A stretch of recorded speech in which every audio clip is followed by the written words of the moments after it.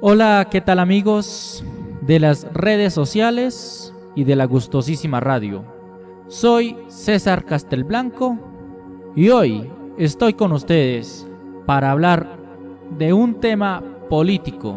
Es un tema que a muchos no les gusta tocar porque esto genera mucha controversia y división, incluso entre familias. Sí, es un tema político. Este audio está siendo grabado hoy, día martes 26 de enero del 2021. Una fecha que muchos irán a recordar. En horas de la mañana de este día, fallece el político de derecha y actual ministro de Defensa, Carlos Holmes Trujillo, después de pasar casi 15 días hospitalizado por la infección del COVID-19. Hay unos que se alegran, incluso celebran, a lo que mi opinión es que no se debe celebrar la muerte de ningún ser humano, se debe celebrar la vida, por más que no compartamos las ideas de esta persona. Pero el tema fundamental del que voy a hablar en el día de hoy es acerca de las familias que han gobernado este país llamado Colombia. ¿Quiénes han gobernado nuestra querida nación? ¿Gente de la derecha o gente de la izquierda? Pues les cuento, mis amigos, que Colombia ha sido gobernada por tan solo 8 familias, todas de centroderecha y derecha. Estas familias son la familia López, los Santos, los Gómez, los Lleras, los Pastrana, los Valencias y los Samper. De estas familias han salido los 117 presidentes que han ocupado este cargo en nuestro país. Voy a hacer un breve resumen de cada una de estas familias para que ustedes se enteren y no se queden solo con esto, sino que por su parte investiguen y se den de cuenta en manos de quién ha estado esta humilde pero gran Colombia. Por parte de los Ospinas, del patriarca Mariano Ospina Rodríguez, fundador del Partido Conservador en 1849 y fue presidente de la Confederación Neogranadina, llamada así entonces, en 1958 y 1861. Pedronel Ospina, presidente entre 1922 y 1926, y la tercera presidencia de esta familia la ocupó Mariano Ospina entre 1946 y 1950. Los López, generación del señor Ambrosio López, familia de banqueros. De allí es también Alfonso López Pumarejo, quien fue presidente entre 1934 y 1938 y padre del también presidente Alfonso López Michelsen, quien gobernó en 1974 y 1978. Los Santos son de origen santandereano y boyacense, una familia de periodistas que descienden de Eduardo Santos, presidente en 1938 y 1942. Juan Manuel Santos, nieto de Eduardo Santos, quien fue presidente entre el año 2010 y 2018. Los Gómez, su figura principal es Laureano Gómez, quien fue presidente entre 1950 y 1951, cuando se retiró porque sufría una enfermedad, pero en 1953 fue destituido por el general Rojas Pinilla cuando intentaba nuevamente posesionarse como presidente de este país. Laureano Gómez fue padre de Álvaro Gómez Hurtado, quien fue asesinado por sicarios en 1995.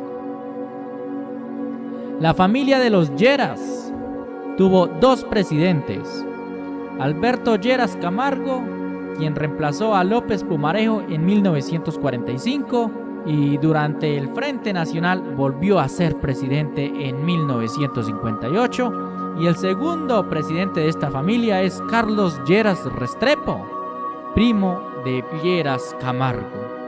Este fue presidente entre 1966 y 1970. Es abuelo también de Germán Vargas Lleras, quien ha sido candidato presidencial. Los Pastrana, quienes son de origen huilense, su patriarca es Misael Pastrana Borrero, quien fue presidente entre el periodo de 1970 y 1974. Es padre de Andrés Pastrana Arango, quien fue presidente entre 1998 y el año 2002. La familia Valencia es una familia de origen payanés o de Popayán. Su patriarca es Guillermo Valencia, candidato en los años 1918 y 1930. Su hijo, Guillermo León Valencia, fue presidente en 1962. Y este señor es abuelo de la señora Paloma Valencia, quien ocupa actualmente cargo como senadora de la República. Finalmente tenemos los Samper, familia de periodistas. Esta dinastía comenzó a figurar en el siglo XIX con los hermanos Miguel y José María Samper. Finalmente, Ernesto Samper Pizano fue presidente entre 1994 y 1998. Bueno, pero con esto no termino. Ustedes se preguntan, ¿y el político más influyente que ha tenido Colombia? Sí, señores, Álvaro Uribe Vélez. ¿Dónde lo va a dejar? Pues aquí les cuento, amigos. Álvaro Uribe es de tendencia liberal, pero fue disidente de este partido.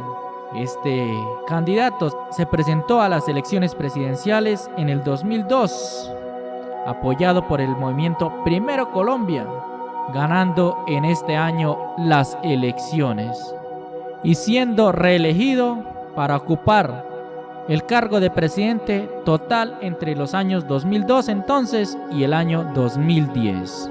Entonces, Uribe, un presidente y político antioqueño muy controversial, porque ha sido acusado por nexos con el paramilitarismo y el narcotráfico. Incluso es el presidente que más denuncias tiene en su contra. Pero no voy a entrar a debatir este tema. Como les dije inicialmente, de lo que quiero hablarles y aclararles y hacerles ver, mis amigos, si así lo desean y me permiten, es que este país ha sido gobernado por la derecha. Claro que la izquierda ha tenido también sus candidatos presidenciales, pero nunca ha logrado posicionar a ninguno de ellos en este cargo. Pero antes de comenzar a hablar de los candidatos de izquierda, debo hablar de la UP, porque está muy ligada a estos candidatos. ¿Qué fue la UP? La UP significa Unión Patriótica y fue un partido político colombiano de izquierda, ligado también al Partido Comunista Colombiano, fundado el 28 de mayo de 1985 como parte de una propuesta de paz. La propuesta consistía en una tregua donde se permitiera la participación política de combatientes a través de un nuevo partido político que pudiera acogerlos. Este partido debería ser amplio y permitir la participación de todos los sectores de la sociedad que apoyaran la paz en Colombia. Pero lamentablemente, desde el mismo proceso de la fundación de la UP en 1984, sus militantes empezaron a ser asesinados, llevando a que en 1986, después de su fundación oficial y obtener un resultado exitoso en las elecciones, se asesinara al primer congresista de la UP y casi 2 días después al segundo. Con el tiempo, algunos dirigentes del partido de la UP propusieron tomar distancias de los grupos insurgentes, desconocer su origen objetivo y político y buscar una salida política negociada al conflicto colombiano para evitar el asesinato de sus militantes. Por su parte, las FARC-EP propuso que todos los militantes debían pasar a la clandestinidad como un partido en la práctica prohibido, pero estas propuestas nunca prosperaron, por lo que siempre se llamó a negociar una paz democrática y duradera, que fue lo que logró hace poco el presidente Santos y donde se siguen asesinando excombatientes. Ahora sí, mis amigos, teniendo esto claro, les comento quiénes han sido los candidatos por la izquierda. Antes de comenzar a nombrarlos, aclaro que Jorge Eliezer Gaitán, quien fue asesinado en 1948, no pertenecía o no era proclamado candidato de izquierda, era un candidato del Partido Liberal, sino que sus ideas hacían que muchos lo relacionaran con la izquierda colombiana. Entonces, Jaime Pardo Leal fue candidato en 1986 y asesinado en 1987 y fue el primer presidente, como les decía anteriormente, de la UP, Unión Patriótica. Bernardo Jaramillo reemplazó a Jaime Pardo Leal como presidente de la Unión Patriótica, que para esa época ya iban más de 300 asesinados. Jaramillo fue candidato presidencial en 1990 y en este mismo año también lo mataron, lo asesinaron. Carlos Pizarro, máximo comandante del M-19, quien dejó las armas en 1990, fue encarcelado y torturado. Fue amenazado de muerte, pero aún así siguió con su candidatura presidencial y fue asesinado dentro de un avión en el año de 1990. Por su parte, Antonio Navarro Wolf, también exmiembro del M-19, pues tras la muerte de Pizarro fue designado su sucesor y obtuvo un tercer lugar en las elecciones de 1990 y volvió a ser candidato en 1994. Luis Eduardo Garzón fue candidato en el 2002, pero se unió a Enrique Peñalosa con el Partido Verde, entonces deja de ser o de pertenecer como tal a la izquierda colombiana. Otro candidato fue Carlos Gaviria en el 2006, un político que sigue vigente.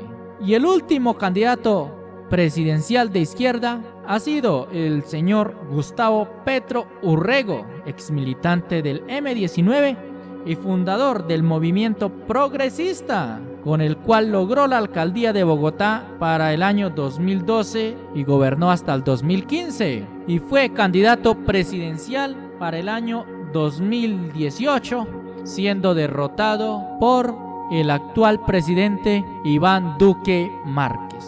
Ahora, mis amigos, teniendo esto claro, que la izquierda no ha logrado posicionar a ninguno de sus candidatos como presidente, al contrario, han sido asesinados. ¿Será que en Colombia se ejerce la democracia? Muchos dirían que sí, pero les pregunto, ¿ustedes saben realmente qué significa democracia? ¿Qué es la democracia? Para los que no tienen una idea clara, les comento que el origen de la democracia se dio por los atenienses. Pero ¿qué significa democracia? Democracia significa el poder del pueblo. Y se trata en que el pueblo es quien debe tomar las decisiones de su país y no un rey o mandatario absoluto. ¿Cómo se ejerce la democracia en Colombia? Se ejerce mediante el voto, eligiendo a los gobernantes. Ahora, mis amigos, con estas 8 o 9 familias que han gobernado este país, ¿realmente hay una democracia? ¿Le estamos dando la oportunidad a los mismos de siempre? A los que han llevado este país a llenarlo de impuestos, a enriquecer sus bolsillos y no piensan muchas veces en el pueblo. Es un tema para analizar, para que ustedes mismos saquen sus propias conclusiones. Porque muchos nos quejamos de la cantidad de impuestos, del desempleo, de la falta de apoyo a la clase obrera, a la clase media y a la clase baja. Pero volvemos a elegir a los mismos de siempre y son las mismas familias las que gobiernan este país. Tomemos conciencia, ejerzamos la democracia. No le echemos la culpa de la desgracia de este país a quien no debe nada, a quien nunca ha estado en el poder. El presidente, los gobernantes son quienes tienen el poder para ayudar a su pueblo, se eligen para que ayuden al pueblo. Por otro lado, les pregunto, ¿queremos la paz? ¿Estamos realmente preparados para la paz? ¿Colaboramos para que esto sea posible? La paz no es solamente una negociación entre grupos al margen de la ley y el gobierno. Colaboramos nosotros con la paz cuando sabemos perdonar, cuando no le deseamos la muerte a nuestro prójimo, a nuestros compatriotas. ¿Por qué alegrarnos cada vez que matan a un exguerrillero, a un guerrillero, a un soldado, a un policía?